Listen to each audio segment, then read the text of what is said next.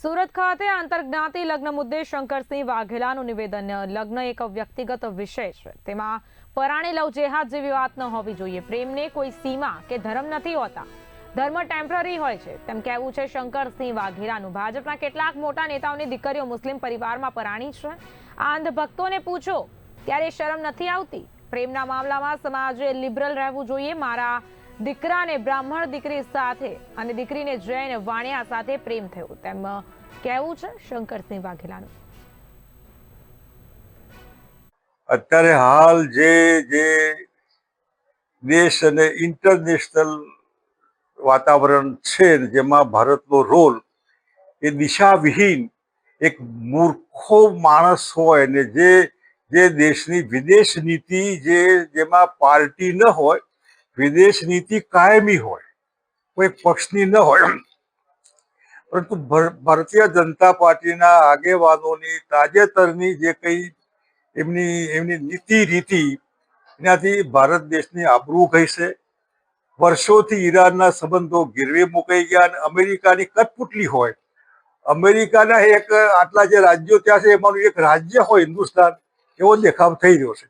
ભારતીય જનતા પાર્ટીને શરમ આવવી જોઈએ કે જે દેશના વડાપ્રધાન આવા હાવ હલકા હોય, બિલો સ્ટેન્ડર્ડ માણસ કે જેમને કોઈ પડી ન હોય પબ્લિકની કે દેશની, એ આવા ટ્રમ્પના ચરણોમાં તરિયા ચાટે એમ કહીએ તો ચાલે એ રીતનું દ્રશ્ય અત્યારે જોઈ રહ્યા છે આપણે। એના પરિણામે જે મેઇનલી ગેસ અને ઓઇલ ને પેટ્રોલમાં જે તકલીફ થવાની, મોંઘવારી કૂદકે ભૂસકે વધવાની અને દેશની આબરૂ જે ગીરો મુકાવાની, અને બદમાશ લોકો ટ્રમ્પ અને નેતન્યાહુ જેવા જેમના કનેક્શન એપ્સ્ટાઇન ફાઇલમાં, નાની બાળકીઓના ઔન શોષણમાં, રૂપારી છોકરીઓની લાહીમાં દેશની આબરૂ ગીરો મૂકવાવાળી ભારતીય જનતા પાર્ટી, જેના હાથમાં 2014થી શાસન છે દિલ્હીનું, એ પણ ખતમ થવા આવ્યું એવું અત્યારે જોઈ રહ્યું છે। દેશની આબરૂ નીચે ગઈ છે, એના પરિણામે બીજેપીની આબરૂ નીચે ગઈ છે, વડાપ્રધાનનો ગ્રાફ ડાઉન ગયો છે।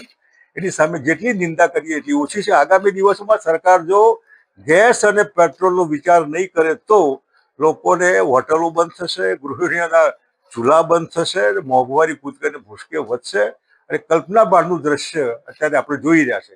એ સરકારને કોઈ પડી નથી, એની કોઈ દિશા નથી, કોઈ નીતિ પણ નથી। એવી નીતિ સારી રીતે લોકોને ઉપયોગી થાય એવો વિચાર તાત્કાલિક કરવો જોઈએ। ખાલી ગપ્પા મારવા અને હરદીન પુરી જેવો બેવકૂફ માણસ જે એપ્સ્ટાઇનની ફાઇલમાં તો દલાલ હતો, સરકારનો દલાલ વગર આધારે, કોઈ પણ જાતના સરકારી કનેક્શન કે સિક્કા વગરની દલાલી જેને કરી, ભારત સરકારની નીતિ, સ્ટ્રેટેજી, પોલિસી એ એપ્સ્ટાઇનને કહી આવે કે આવું અમે કરવાના છે। આ કેવી સરકાર કહેવાય, કેવી પાર્ટી કહેવાય, કેવી પોલિસી કહેવાય? એપ્સ્ટાઇન ફાઇલમાં આ હરદીપ પુરી કે અનિલ અંબાણી હોય એના માધ્યમથી દેશના વડાપ્રધાનને પણ એમાં આપણને બૂ આવતી હોય એવું લાગે કે તમે પણ આમાં ઇન્વોલ્વ છો કે પબ્લિક માફ કરે આપ। ધન્યવાદ।